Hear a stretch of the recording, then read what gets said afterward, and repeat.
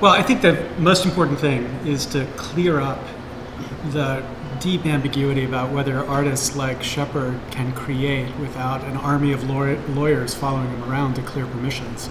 In my view, the law ought to protect the right to engage in remix. Absolutely, there shouldn't be any copyright issue about that.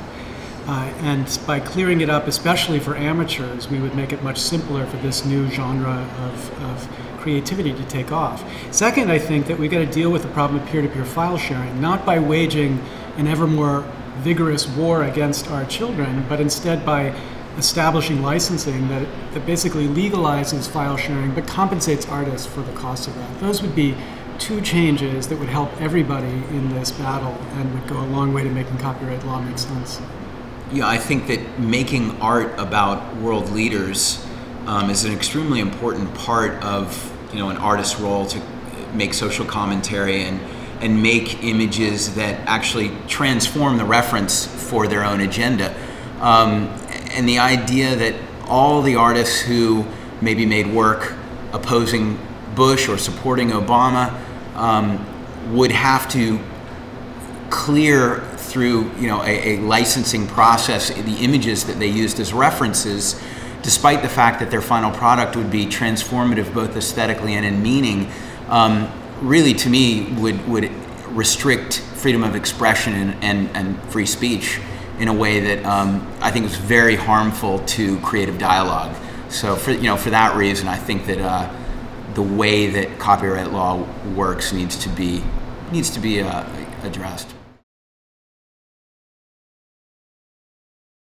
Well, I think that under this law as it exists right now, remixers should be free to remix under a doctrine called fair use, which basically says they're allowed to build on other people's work in a creative, transformative way without worrying about compensating the underlying artist.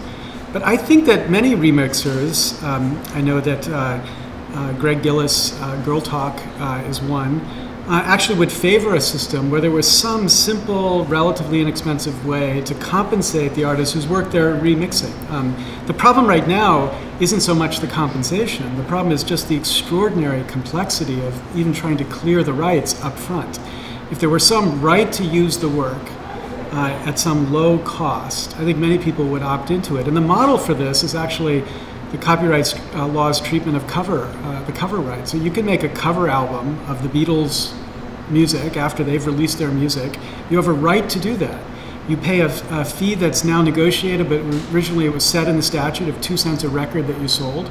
And you could create, based on that other person's creativity, without any question of the right to engage in that creativity. We need an equivalent kind of freedom for remixers today that the cover album gave for the last generation. I mean, I think what's important about this moment is that technology has, in a sense, forced us to have this conversation, right? So that there's a real sense in which the whole thing is up for grabs. We can invent new economic models now. We can figure out new ways to compensate artists. There's a whole kind of series of options there.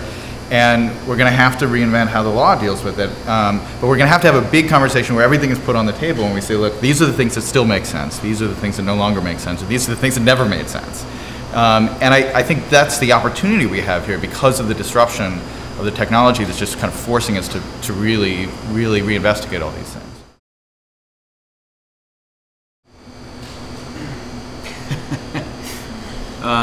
Find some artists that need some help and give them some money.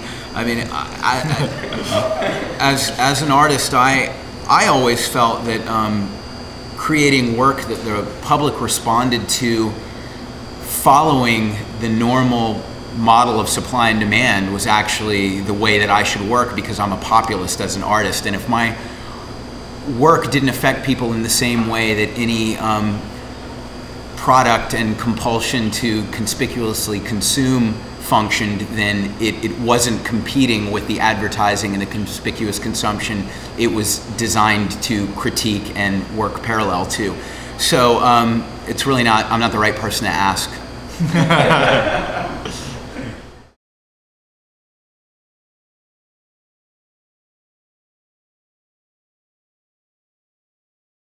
It's a great question. But I guess I don't, because I think art in every generation needs to learn to speak to the people of that generation. We call that marketing today. but it's just learning how to speak. It's learning how to connect. So I think Shepard's work is fantastic because it is able to get under the skin of a time and get people excited, and succeeds because it does that. Now, of course, my profession is one where I force people to read things, and I call on them and force them to answer questions. So I don't have such a populist training, but I respect those who succeed in that very much. My work and my goal is really to